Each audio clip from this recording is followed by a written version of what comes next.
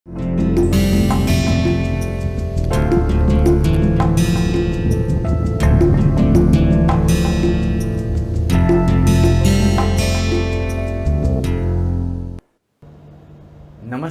आपका स्वागत है माइक्रो इकोनॉमिक्स के हिंदी लेक्चर में। और ये वीडियो थोड़ा भिन्न है, थोड़ा डिफरेंट है, क्योंकि आज आधुनिक समय में अगर हम इकोनॉमिक्स पढ़ना चाहते हैं, समझना चाहते हैं, तो गणित की बहुत ही आवश्यकता है।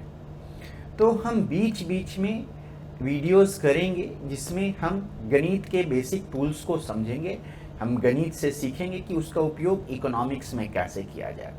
क्योंकि इस कोर्स में हम कैलकुलस को अवॉइड कर रहे हैं, हम कैलकुलस का यूज़ नहीं कर रहे हैं, तो हमें बहुत ज़्यादा बीज गणित और रेखा चित्रों पे आधारित होना होगा। तो इस वीडियो में हम रेखा चित्रों के बारे में बात करेंगे। तो इकोनॉमिक्स में बहुत सारे रिलेशनशिप संबंध होते हैं, हम उनको y = fx के द्वारा समझाते हैं।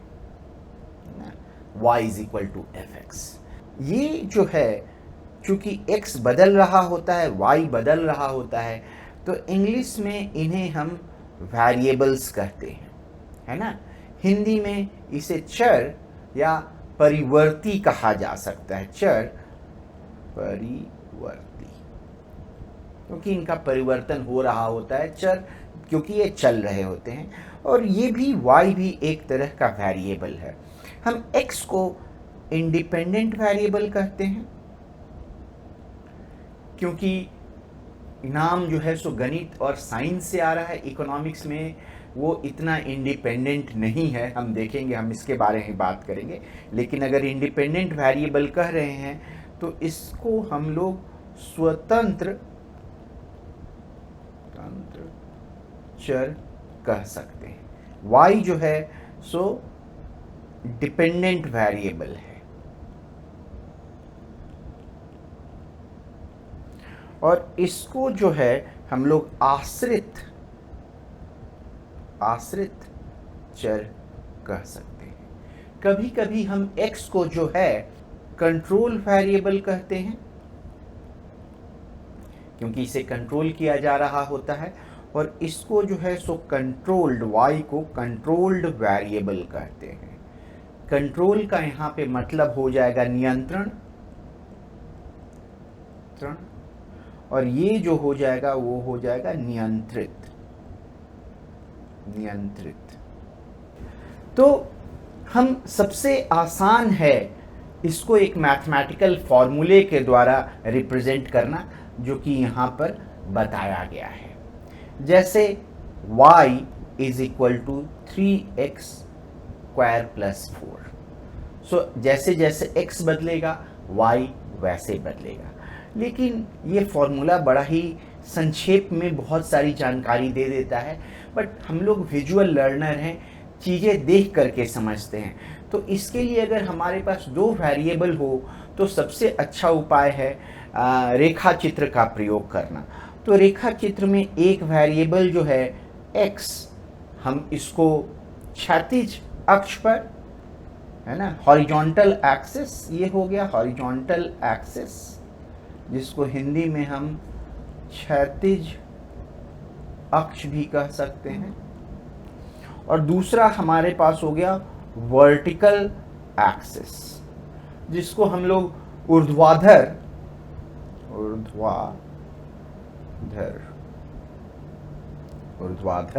अक्ष भी कह सकते हैं। इसे कभी कभी लंब अक्ष भी कहा जाता है। और यहाँ पे हम लोग y = 3x² + 4 को प्लॉट कर सकते हैं। सबसे आसान उपाय है प्लॉट करने का कि हम x के कुछ वैल्यूज़ ले लें। अगर x = 0 है तो y हो गया 3 × 0² + 4, सो 4। x अगर 1 है तो y उसी तरह से हो जाएगा, जो कि 7। x अगर 2 है तो y जो है सो 3 2² + 4 16 हो जाएगा। इसी तरह से हम और भी बिंदु ले सकते हैं। x = 3 So y is equal to 3, 3a square plus 4. So 3 multiplied by 9, 27 plus 4, 31. Okay, तो हम यहाँ पे प्लॉट कर सकते हैं. हम ये भी देख सकते हैं कि अगर 3 फर्स्ट टर्म जो है ये 3x स्क्वायर है. चूंकि यहाँ पे एक स्क्वायर है, x मल्टीप्लाइड बाई x है, तो अगर हमारे पास x निगेटिव भी होता है, ऋण में भी होता है, तो भी इसका वैल्यू 0 से कम नहीं हो सकता है. x अगर 0 है तो 3x स्क्वायर 0 होगा, अदरवाइज ये हमेशा 0 से ज़्यादा होगा. तो मिनिमम वैल्यू जो है, न्यूनतम वैल्यू y का 4 से कम नहीं हो सकता है, और जो कि वो x इज इक्वल टू 0 के आसपास है. तो अगर यहाँ पे हम कहें तो ये 4 है, और उसके बाद हम ये कह लें 4 है, और उसी तरह से हम लोग ये 0 है, ये 1 हो गया, ये 2 हो गया, ये 3 हो गया, 1 पे ये 7, 2 पे 16 और 3 पे बहुत ज़्यादा 31 हो जाएगा. तो कुछ ग्राफ इस तरह का आ रहा है हमारे पास. ये जो पॉइंट है उसको इंग्लिश में ओरिजिन और हिंदी में मूल कहते हैं. यहाँ पे 0,0 प्लॉट किया जाता है, मतलब उस पॉइंट पे x का भी वैल्यू 0 है और y का भी वैल्यू 0 है. तो इस तरह से हम ग्राफ प्लॉट कर सकते हैं. अब जब हम ग्राफ प्लॉट कर सकते हैं, टिपिकली क्या होता है कि हम समझना चाहते हैं कि किस तरह का संबंध x और y के बीच में है. अगर जैसे एक एग्जांपल ले लें, y is equal to 5x plus 4, और इसको एज ए होमवर्क आप यहाँ पे वीडियो पॉज कर सकते हैं और प्लॉट करके देख सकते हैं कि कैसा आ रहा है. ये आपको आप प्लॉट कर लीजिए, फिर आप चेक कर सकते हैं. ये आपको कुछ ऐसा दिखेगा. ये 4 है, ये 0 है, ये x एक्सिस है, ये y एक्सिस है. तो अगर आप कंपेयर करें इस ग्राफ में और इस ग्राफ में, तो क्या भिन्न है? ये जो है सो एक रैखिक संबंध है, लीनियर रैखिक संबंध, लीनियर रिलेशन है. क्या इसका मतलब है कि जब कभी भी हम x को 1 यूनिट से बढ़ाएंगे, y जो है 5 यूनिट से बढ़ेगा, है ना, क्योंकि यहाँ पे 5 से मल्टीप्लाई हो रहा है. तो हमेशा ये मिलेगा. हम देख सकते हैं कि अगर x 0 है तो y 4 है, x अगर 1 है तो y 9 है, x अगर 2 है तो y जो है 14 है, x अगर 3 है तो y जो है सो 19 है. तो आप देखेंगे कि यहाँ पे हमेशा 5 का अंतर आ रहा है. जब भी यहाँ पे x पे अंतर 1 का होगा, y पे अंतर 5 का आएगा. तो ये रैखिक संबंध है, लीनियर रिलेशन है. यहाँ पे क्या हो रहा है कि जैसे x बढ़ रहा है, y भी बढ़ रहा है. तो हम कह सकते हैं कि x और y के बीच में सकारात्मक या पॉजिटिव या धनात्मक संबंध है. यहाँ पे हम कह सकते हैं पॉजिटिव रिलेशनशिप, इसको हिंदी में हम सकारात्मक, ऋणात्मक और धनात्मक भी कह सकते हैं, धनात्मक संबंध है ना. अगर हमारे पास y is equal to for example 3x plus 7 होता तो ये कैसा दिखता? अगर मैं फिर आपको कहूँगा कि वीडियो आप पॉज कर लें और इसको प्लॉट करके देखें. आप क्या करेंगे, अगेन x के लिए 0 लेंगे, देखेंगे y क्या होता है, x के लिए 1 लेंगे, y क्या होता है, x के लिए 2 लेंगे, y का क्या वैल्यू होता है, और उसको यहाँ पे प्लॉट करेंगे x y एक्सिस पे. तो आपको यहाँ पे क्या मिलेगा? यहाँ पे मिलेगा कि जैसे जैसे x बढ़ रहा है, y वैसे वैसे घट रहा है. और ये आपको कुछ संबंध इस तरह का नजर आएगा, है ना. सो जैसे x इज इक्वल टू 0, यहाँ पे 0 है, तो y आपको 7 है, x इज इक्वल टू 1 है तो y जो है सो आपको 4 है, x इज इक्वल टू 2 है तो y इज इक्वल टू 1 है, x इज इक्वल टू 3 है तो y इज इक्वल टू -2 है. आप देखेंगे कि बराबर -3 कम हो रहा है जैसे जैसे x 1 यूनिट से बढ़ रहा है। तो इसको हम लोग निगेटिव रिलेशनशिप कहते हैं, है ना। इसको ऋणात्मक संबंध भी कह सकते हैं, ऋणात्मक संबंध भी कह सकते हैं। ये इस पे नहीं डिपेंड करता है कि x और y के बीच में रेखीय संबंध है कि नहीं। अगर x और y एक ही डायरेक्शन में चेंज हो रहे हैं तब उसको हम लोग धनात्मक संबंध कर रहे हैं। x बढ़ रहा है तो y बढ़ रहा है, x घट रहा है तो y घट रहा है, ये पॉजिटिव रिलेशन हो गया। मैं फिर से एक बार रिपीट कर दे रहा हूँ। और अगर x बढ़ रहा है तो y घट रहा है, या x घट रहा है तो y बढ़ रहा है, इसको हम लोग निगेटिव रिलेशनशिप कहते हैं, रिलेशन। ये तो बात हो गया जब x और y में रेखीय संबंध हो। हम आपको बात करेंगे क्या होगा जब x और y का रिलेशनशिप नॉन लीनियर या अरेखीय हो। बट उसको करने के पहले हम ये भी देखें एक लाइन को कितने डिफरेंट तरीके से लिखा जा सकता है। तो हम एक लाइन ले लें पहले ग्राफ पे, और ये लाइन हमारा ऐसा है, ठीक है। ये लाइन जो है, कोई भी हम जानते हैं कोई भी रेखा जो है 2 पॉइंट से गुजरती है, 1-2 अगर पॉइंट हमारे पास हो तो उस रेखा को हम अच्छी तरह से उस रेखा की हम अच्छी तरह से पहचान कर सकते हैं। तो कहिए एक पॉइंट x1 y1 है और दूसरा पॉइंट x2 y2 है। तो हम ये देख सकते हैं कि यहाँ पे अगर कोई पॉइंट x, y है तो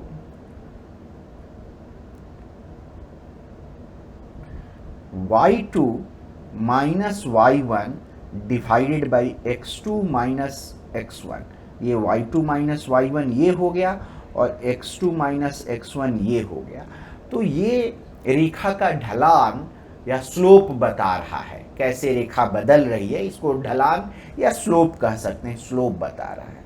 और उसी तरह से ये x, y है यहाँ पे, ये पॉइंट x, y है, तो y minus y1 divided by x minus x1 भी वही स्लोप बताएगा।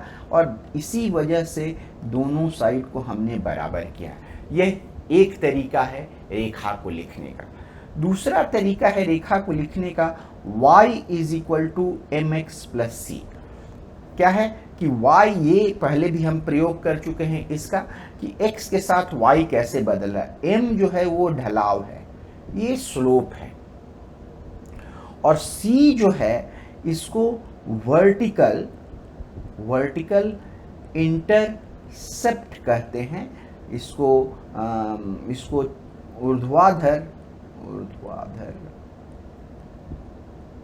ऊर्ध्वाधर अवरोधन कहते हैं, है ना। ये एक दूसरा तरीका हो गया लिखने का। तीसरा तरीका है लिखने का x by a plus y by b is equal to 1।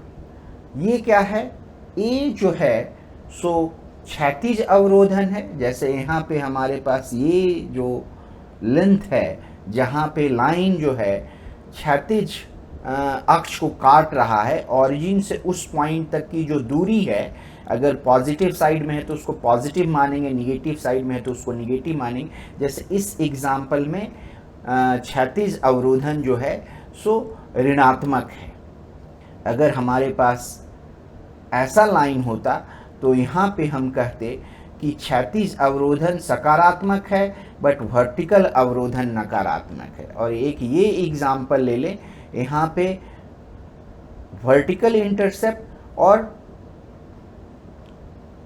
Horizontal intercept दोनों ही सकारात्मक है। तो हम एक रेखा लेते हैं जिससे हम पहले भी जिसके बारे में बात कर चुके हैं। चलिए हम ये रेखा लेते हैं, y is equal to -3x plus 7।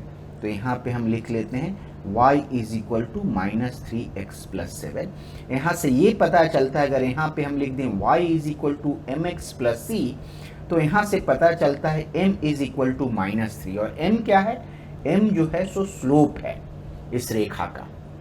ये क्या बताता है कि x में 1 यूनिट चेंज होगा तो y में कितने यूनिट चेंजेस मिलेंगे। c क्या है, 7, ये क्या है, वर्टिकल इंटरसेप्ट है। अब इसी को हम दूसरे तरीके से लिख सकते हैं। तो एक हम पहले जो डिस्कस किए थे जिस रेखा को, उसको लेते हैं। ये इस रेखा को हम लोग डिस्कस करते हैं। इस रेखा को हमें यहाँ लिखने दीजिए, y is equal to -3x + 7।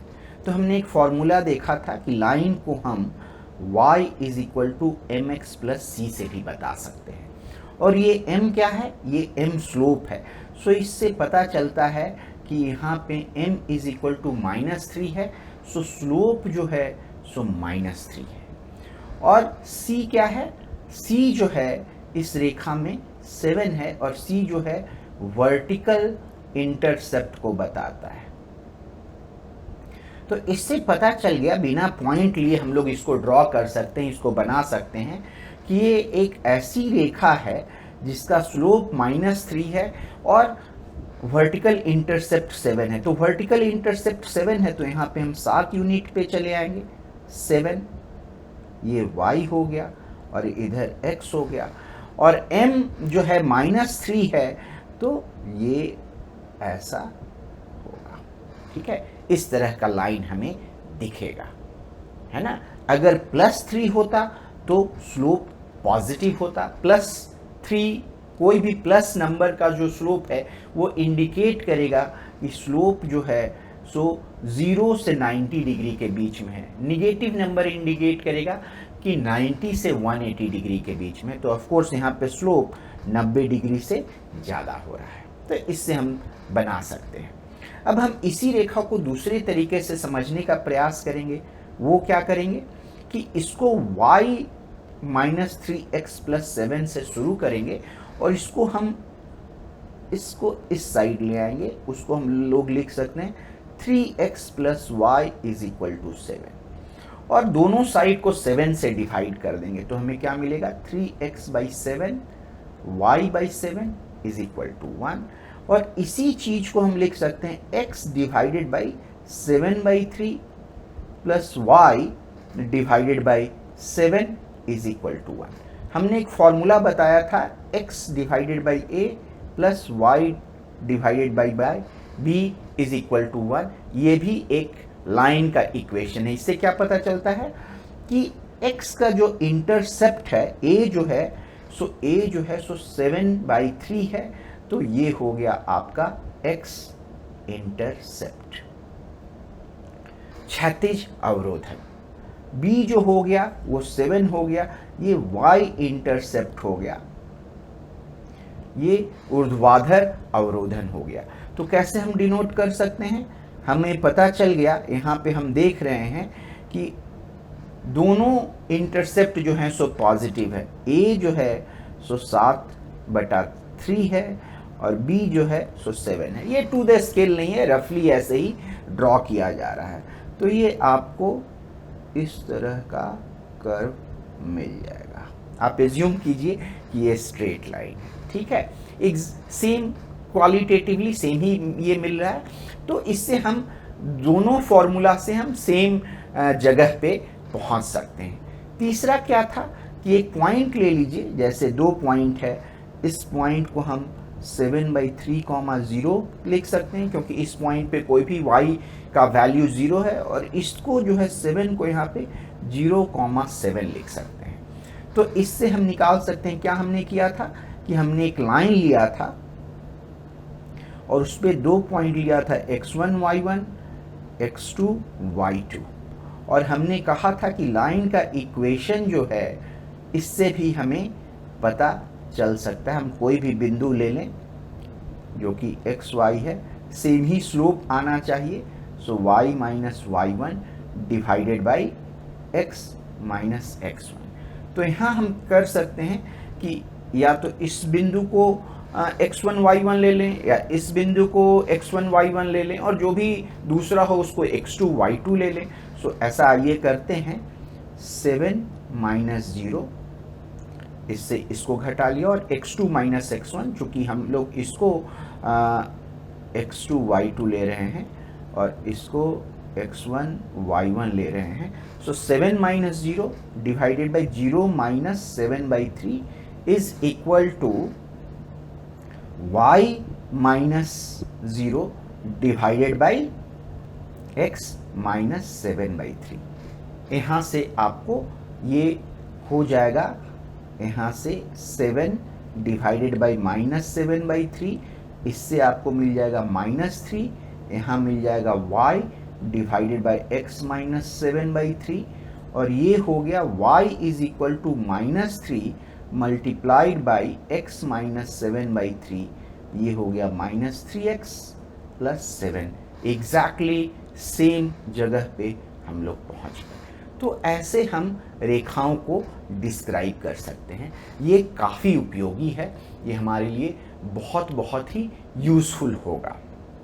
आइए हम एक ऐसे ग्राफ को लेते हैं जो कि लीनियर नहीं है, रैखिक नहीं है। y is equal to x, इसमें हम स्लोप की कैसे हम स्लोप को निकालेंगे? तो हम कोई भी दो बिंदु ले लेंगे, ठीक है, और इसको ऐसे मिलाएंगे, चाप विधि इसको कहते हैं। ये कह सकते हैं कि आपको x2, y2 है, और ये जो है x1, y1 है। तो ये लेंथ आपका जो हो गया y2 माइनस y1 हो गया, और ये लेंथ जो हो गया आपका x2 माइनस x1 हो गया। तो स्लोप आप आराम से निकाल सकते हैं, y2 minus y1 divided by x2 minus x1।